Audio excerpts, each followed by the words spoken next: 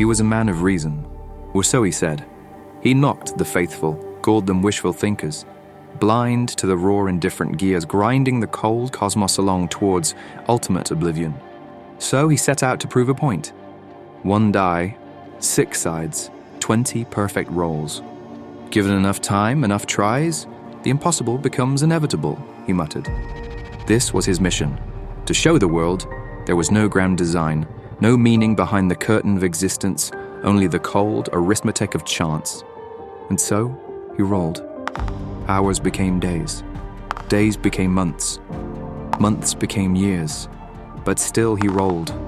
A single 6, double 6, but never 20 in a row. Friends stopped visiting. Family stopped calling.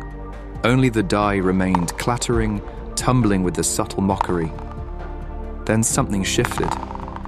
At first it was a whisper in his mind, a small voice he tried to ignore, but it grew louder. The weight of the die in his palm, gravity tugging it downward with precise, unwavering force. 6. The air, unseen but real, slowing its fall, its molecules moving in perfect obedience to unseen laws. Another 6.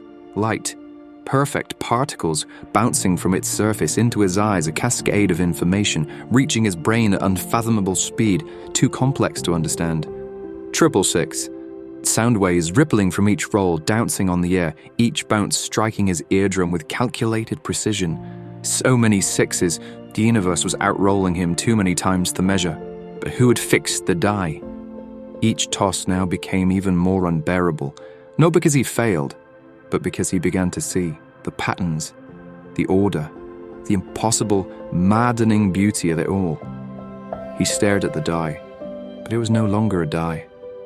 It was proof of something vast, something intricate, something terrifyingly intentional.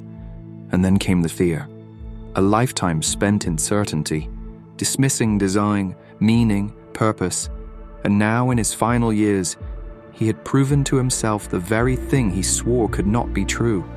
And if there was a design, then there was a designer, and if there was a designer, then he might meet him. His heart, that had beaten in perfect rhythm for so long, missed a step. And he realized in his very final moment he had never even tried to call out to this designer, to simply ask, to reveal himself, and maybe some amazing grace that he had heard in a song might welcome him even after a life of denial. Maybe the chances of that were far greater.